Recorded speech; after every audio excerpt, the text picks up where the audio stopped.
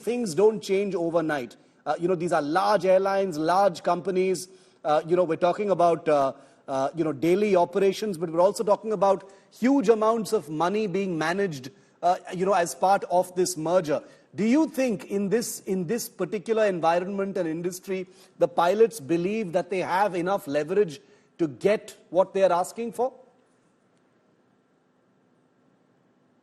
Shiv, I feel, for anything to run smoothly, there has to be a compromise from both the sides.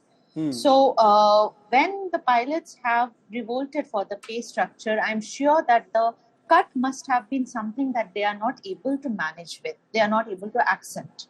But if the talk between the management and the pilot, the head of the guild and all, happens in a more fruitful and organized manner, where they can be assured that the cut eventually will be removed and there'll be a systematic raise and systematic control over the pay cut, I'm sure that the pilots will be able to accept that. And I think something of that sort must have happened, because we are already seeing that the number of cancellations has reduced this time, this day. So, the fact that they took such a drastic step of cancelling about 52 flights a day does show that maybe the cut was too much for them to accept it. And definitely that it is now reduced means that some leverage has been given to their demands, to their thoughts, and we are coming to a balance most probably. That would be the silver line in the sky, I think. I mean, we should want that company should be back. I hear what you're saying, absolutely, because, Vistara is a quality airline. It's an airline that's, offers a certain degree of class and service, etc.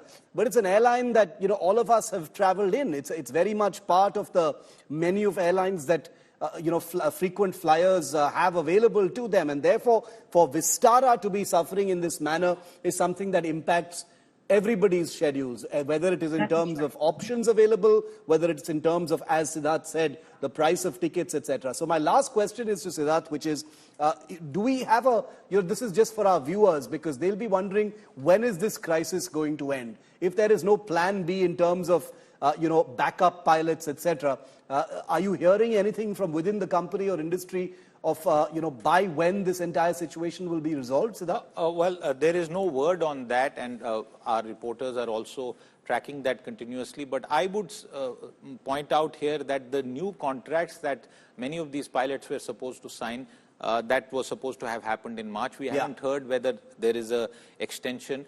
I believe that there will be some give and take, because obviously Air India, if you look at the future and in 2-3 years, as many elements of the turnaround plan come through, their newer planes come through, the levels of service improve, is obviously going to be a very good airline with both low cost as well as full service capabilities, plus the international element. So at some point, this is going to get sorted out. But for the near term, until there is some breakthrough in this, there will continue to be some turbulence. And look at the overall impact for the aviation market, Shiv. In the recent past, we have had one airline go under. It's not been revived. There is another airline which is having financial difficulties, and therefore its total seat capability has gone down.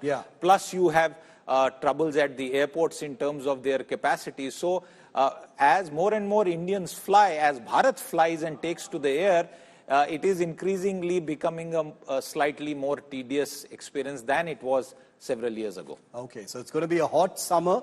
No good news in sight as far as Vistara is concerned, but we'll be tracking this story very, very closely, and we will update our viewers on where things are headed. For now,